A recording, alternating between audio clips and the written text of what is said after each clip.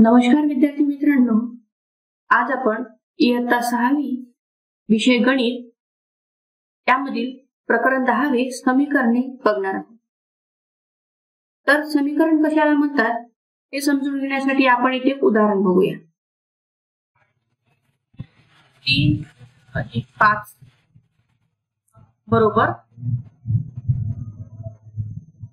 8 आणि 12 मधून 4 वजा केल्यास बाकी 8 राहतात। या दोनही उदाहरणांमध्ये उत्तर हे सारखेच आलेले आहे। तर हे दोनही आता इथे 3 + 5 बरोबर 12 वजा 4। आता इथे बघा 3 + 5 म्हणजे 8 आणि 12 वजा 4 म्हणजे देखील 8, म्हणजे याच्या दोनही बाजू ह्या समान आहेत। तर याला समीकरण असे म्हणतात। आता इथे बघा एक तराजू दिसत आहे। या तराजूची डावी बाजू आणि उजवी बाजू ह्या दोनही बाजू समान आहेत। याप्रमाणे समीकरणाच्या सुद्धा डावी बाजू आणि उजवी बाजू ह्या दोनही बाजू समान असतात। तराजूच्या दोन्ही बाजूला वजन समान असेल तर तो संतुलित राहतो। असा संतुलित वजन काटा हा समीकरणासारखा असतो। यासाठी पुन्हा एक उदाहरण बघू।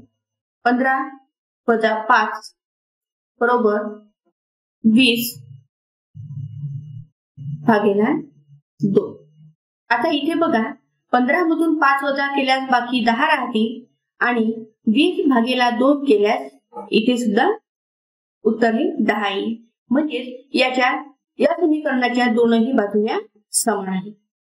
तर यावर आधारित आपण सराव संच सविस्तर बघूया। यामध्ये पहिला प्रश्न आहे, खाली 2 ओळीत वेगवेगळ्या गणिती क्रिया दिल्या आहेत, त्यांच्यापासून मिळणाऱ्या संख्या शोधून समीकरणे तयार करा। इथे बघा आपल्याला समीकरणे तयार करायची आहे। त्यासाठी सर्वप्रथम आपण यातील प्रत्येक उदाहरण पहिल्यांदा सोडवून घेऊ। तर 16/2 म्हणजे इथे उत्तर येईल 8। 5/2 बरोबर 10। 9 + 4 बरोबर 13।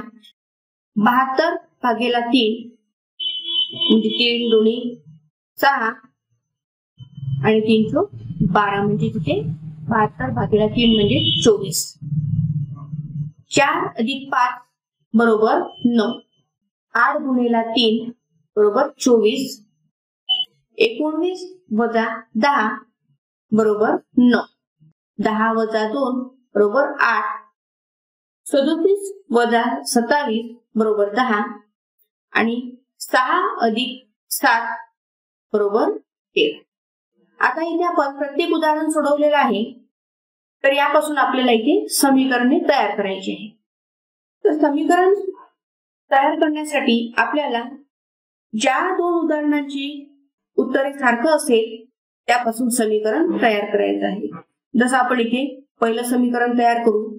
16/2 बरोबर, आता इथे देखील 16/2 म्हणजे 8 आलेला आहे आणि इथे 10 - 2 बरोबर 8, म्हणजे त्याच्या पुढे घेऊ आपण 10 - 2। दुसरे समीकरण 5×2। 5×2 म्हणजेच 10। पुन्हा इथे शोधू आपण 10 आलेला आहे 37 - 27, म्हणजे इथे देखील समीकरणाच्या दोनही बाजूंची किंमत ही सारखी झालेली आहे। त्यानंतर उदाहरण तिसरे 9 + 4। 9 + 4 बरोबर 13। आता इथे 6 + 7 बरोबर 13। यानंतर समीकरण चौथे तयार करू। 72/3। 72/3 म्हणजे 24। आता 24 8×3 बरोबर 24। यानंतर समीकरण पाचवे 4 + 5 बरोबर 9 आणि इथे बघा 19 - 10 म्हणजे 9। इथे लिहू आपण 19 वजा 10. इथे बघा आपण यामध्ये 5 समीकरण तयार झालेले आहेत. तर अशा प्रकारे समीकरणाच्या दोनही बाजूंची किंमत ही सारखीच असते. तर यावरून तुम्हाला समीकरण कसे तयार करावे हे समजले असेल. व्हिडिओ पाहिल्याबद्दल धन्यवाद.